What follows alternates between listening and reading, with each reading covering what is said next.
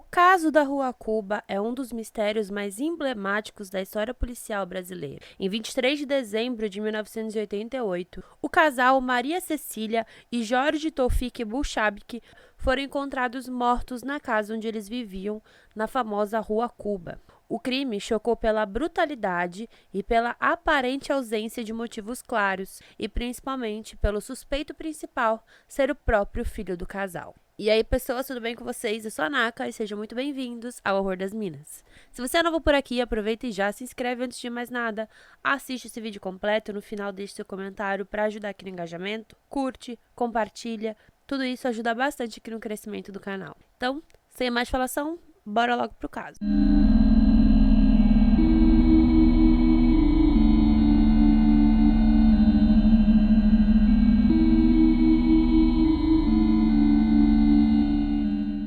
O casal Maria Cecília e Jorge Toufik Bulchabik moravam em uma luxuosa casa no bairro Nobre, Jardim América, mais especificamente na Rua Cuba, com seus 3 filhos. O Jorge, de 18 anos, que na época era conhecido como Ginho, a Graziella, de 10 anos, e o Marcelo, de 10. A família Bulchabik era muito conhecida na região, isso porque a Maria Cecília ela era filha de um ex-deputado chamado Dante Delmanto, e tanto a sua família quanto a família do Jorge era marcada também por muitos advogados renomados. Inclusive, o próprio Jorge era também um advogado libanês muito requisitado na época. Era véspera de Natal de 1988 e a família estava muito feliz porque o Ginho havia passado no vestibular. E ele estava muito cansado, estressado, estudou muito para conseguir, de fato, ingressar em uma faculdade. Na época, o Ginho namorava uma moça chamada Flávia. Ela era considerada uma pessoa muito insistente, digamos assim, e a família do Ginho não gostava muito dela. Na verdade, eles não aprovavam o namoro. Não se sabe exatamente por quê, mas principalmente a Maria Cecília implicava no relacionamento do filho mais velho. Muito provavelmente poderia ser por uma diferença de classe social, já que a família da Flávia não tinha tantos recursos como a família do Ginho, e na época isso era muito falado entre as famílias da alta sociedade. E a história do golpe da barriga era uma coisa que era muito falada, principalmente nas novelas da época. Mas, em geral, a Maria Cecília ela costumava dizer que o Ginho era muito jovem para afirmar um relacionamento tão sério, que ele deveria ir com calma, focar nos seus estudos, a ingressar na universidade e se tornar um advogado. E devido a esse atrito do relacionamento com a sua mãe, o Ginho fazia de tudo para estar com a Flávia, mesmo que eles não soubessem. Naquele dia 23 de dezembro, a família Bulchabik se reuniu para jantar, como era de costume, e a Maria Cecília e a Graziella e 2 empregadas que moravam na casa ficariam embalando os presentes de Natal naquela noite. Toda a família tinha sido convidada para ir até a casa de um amigo da família, que era um médico, inclusive, chamado Dr. Halen Chat. Ele convidou a família para comerem um pedaço de pizza e conversar. E mesmo que já tivessem jantado, eles aceitaram o convite, porém, como eu disse, a Maria Cecília decidiu ficar em casa com a Graziella preparando ali os presentes, enquanto o Jorge iria com o Ginho e com o Marcelo. Com isso, o Ginho, que tinha combinado de sair com a sua namorada, teve que ligar para ela e dizer que ligaria de novo mais tarde, mas que os dois ainda sairiam juntos. Os 3, então, chegaram na casa do Dr. Halen por volta das 21h40. Ele era amigo da família há mais de 18 anos e principalmente cuidava da Graziella, que tinha um problema cardíaco, e era, na verdade, a preocupação da família. Antes das 23 horas, eles saíram de lá e retornaram então para sua casa, onde os presentes de Natal já estavam todos arrumados embaixo da árvore. Enquanto a família se preparava, colocando os pijamas, indo assistir TV, o Ginho lembrou então de retornar a ligação para Flávia. O Ginho e a Flávia se conheceram um ano antes, em 1987, quando ela foi morar com a sua avó na Rua Martinica, que era uma travessa que ligava a Rua Cuba à Avenida 9 de Julho. De alguma forma, o Ginho conseguiu o telefone dela e ligou dizendo que tinha visto na rua, que virou seu fã, que estava ligado nela. Os dois então começaram a sair no dia 20 de janeiro de 1988 e firmaram o relacionamento no dia 25. Então, o dia 25 era a data deles.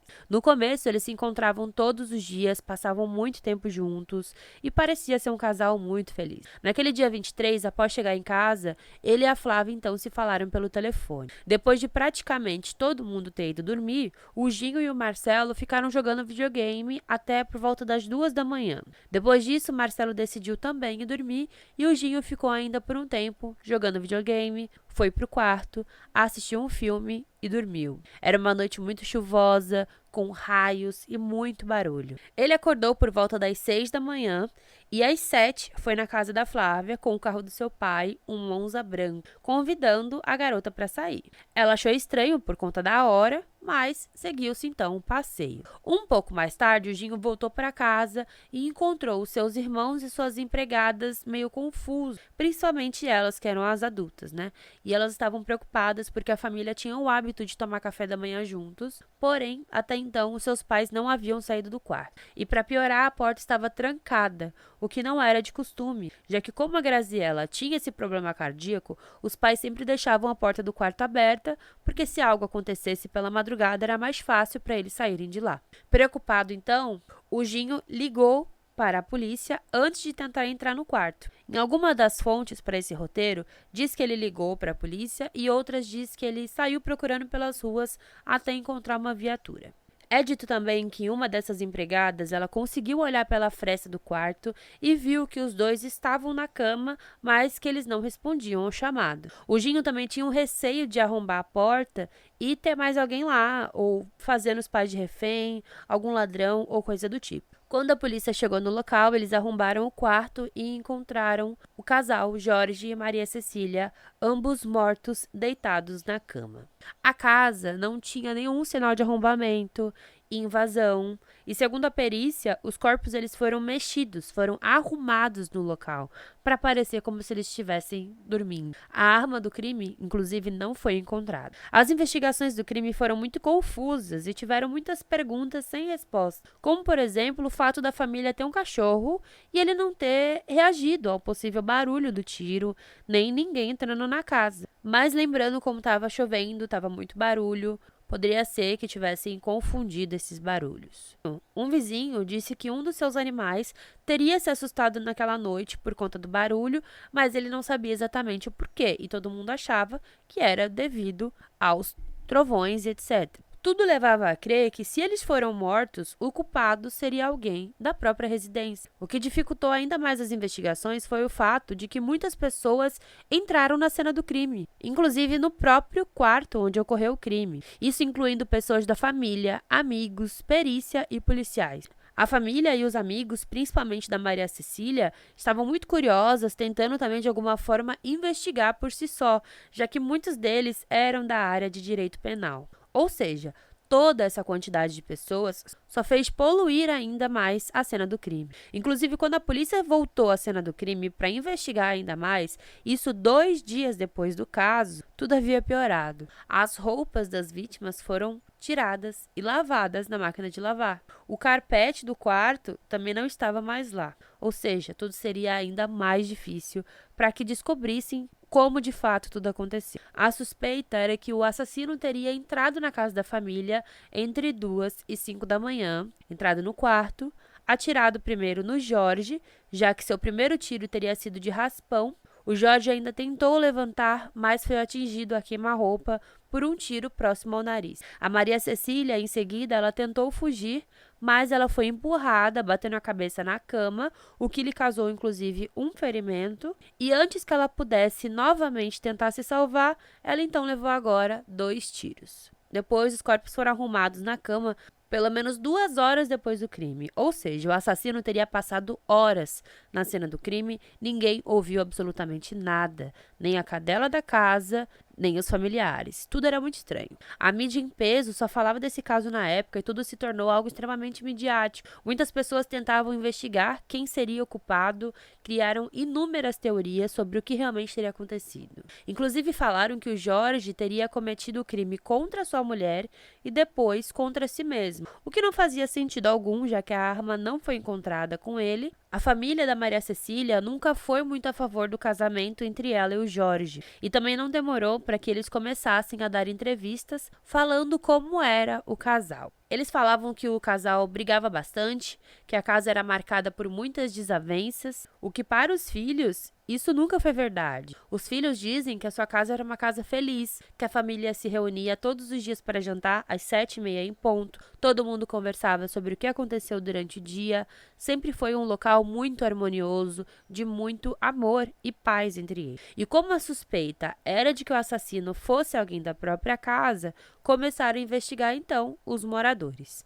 As crianças foram imediatamente descartadas. As empregadas tinham um álibi, elas disseram que também não acreditavam que fosse alguém da casa ou da família, justamente porque eles eram muito unidos. Ninguém nunca via brigas naquela casa. Um ano antes, um homem teria invadido a casa da família para assaltá-los. Porém, esse homem ele foi preso. Então, ele também foi colocado como suspeito, como se fosse um crime de vingança.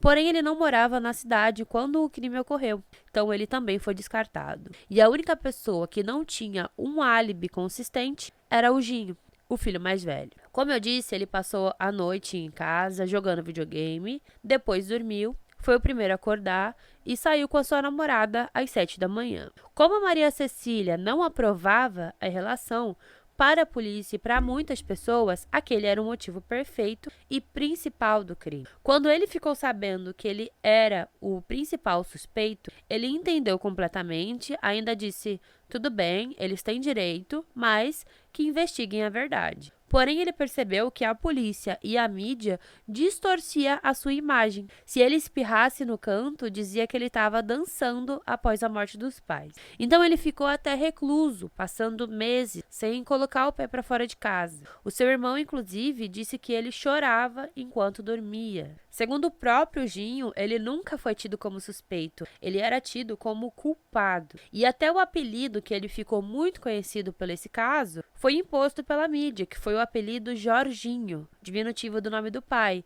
E ele disse que ninguém da sua família nunca o chamou assim, apenas de Ginho. E ele, inclusive, pegou uma raiva desse apelido Jorginho, já que ele foi imposto no sentido do filho culpado de matar os pais. Ele sempre disse que achava que sabia quem matou seus pais, mas que não podia acusar sem provas, como foi feito com ele. Durante anos, muitas pessoas afirmavam que tinham certeza que ele foi o culpado, isso porque ele deu algumas respostas controversas. Ele disse que assistiu o filme O Gordo e o Magro naquela noite, porém a emissora não exibiu o filme naquela noite. E na lista de vestibular, o seu nome não estava presente. Então, todas essas pequenas mentiras ou informações levaram a acreditar que ele teria realmente matado seus pais após uma discussão sobre o destino do seu namoro. O Ginho se manteve muito firme desde o início, dizendo que daria quantos depoimentos fossem necessários para provar que ele não tinha nenhum envolvimento na morte dos seus pais. O andamento da investigação não focava no crime em si, até porque não tinham provas. Eles focavam no comportamento do Ginho, porque ele não parecia tão triste depois do crime, porque ele ter pulado o carnaval de 89, e tudo girava em torno disso, de incriminá-lo. O Ministério Público tentou de diversas formas entrar com recurso pedindo o júri popular, porém nada adiantou. O caso ele não tinha prova suficiente e assim ele nunca foi julgado, e 20 anos depois o duplo homicídio foi considerado prescrito. Hoje, o Ginho, ou como agora ele é conhecido, o advogado criminal Jorge Delmanto Bolshabic, passou quase 30 anos sem falar sobre o caso. Até que em 2018 ele deu uma entrevista falando sobre muitas coisas referente ao crime. Segundo ele, a sua mãe realmente não gostava do seu namoro, mas que não era como a mídia pintava, que não era nada demais. Chegaram a dizer na época que a mãe teria batido nele com um taco de sinuca, quebrado o taco nas suas costas antes dele matá-la. E isso para ele era um absurdo, já que a sua mãe nunca nem brigou com ele. Ele não tem problema nenhum em falar sobre o caso até hoje, e ele diz estar tranquilo sobre isso porque sabe que não matou os seus pais. Na época do caso, ele foi condenado pela mídia e não pela justiça. Foram muitas teorias que foram feitas, uma delas refutava qualquer outra, dizendo que a própria Maria Cecília teria, na verdade, matado o Jorge depois de ter descoberto algo absurdo sobre o marido. E depois disso, ela acabou com a sua própria vida. E como o Ginho estava praticamente acordado, ele dormiu bem tarde, ele teria acordado, viu o que aconteceu e, para evitar um escândalo, arrumou seus pais, trancou a porta por fora e saiu pela manhã sumindo com a arma do crime e com a chave do quarto. E mesmo com todas as teorias, como eu disse, nada foi conclusivo, nada foi julgado. Lembrando que a Maria Cecília levou 2 tiros, não teria como ela ter dado 2 tiros. E mesmo com todas as teorias, como eu disse, nada foi conclusivo. Nunca houve um julgamento e nunca foi descoberto o que realmente aconteceu naquela noite. Como eu disse, o Jorge se tornou um bem-sucedido advogado criminalista e ele trabalha em parceria com os seus 2 irmãos, Marcelo e Graziella. Em 2018, ele foi novamente colocado na mídia quando ele fez a sua entrevista por representar um dos réus na Operação Lava Jato. A parceria que ele tem com seus irmãos é independente da firma da sua família. A família da mãe até tentou ajudá-lo na época, oferecer trabalho, porém ele sempre quis dissociar a sua imagem ao caso ocorrido, como se quisesse usar o nome da família para crescer de alguma forma. E assim, ele e os seus irmãos cresceram sozinhos. Ele montou seu escritório em 1995 completamente sozinho e apenas 4 anos depois o Marcelo se juntou a ele e os 2 formaram juntos o Delmanto Bolchavik Advogado. Segundo ele, tudo o que aconteceu com ele o forjou como advogado. E se hoje ele é agressivo na defesa de seus clientes, foi por ele ter sido julgado injustamente. Na época do crime, os 3 irmãos foram morar com a avó materna e ela, inclusive, foi uma das testemunhas no processo e sempre deixou muito claro que seu neto era inocente. Ele e os seus irmãos dizem ter 3 suspeitas sobre quem matou seus pais. 2 delas são casos concretos que o pai teria contrariado na época e a terceira seria de um assalto comum. O Jorge, na época, ele guardou todos os recortes de jornais que falavam sobre ele e ele até pensou em processar todos os jornalistas. Porém, ele preferiu se livrar de tudo e não levar isso adiante. Então foi isso, gente. Espero que vocês tenham gostado desse vídeo. Se você é novo por aqui, aproveita e já se inscreve. Ativa o sininho para ficar por dentro de todas as novidades. Lembrando que temos vídeos novos todas as segundas e quintas-feiras. Então, é isso. Muito obrigada, valeu e tchau, tchau.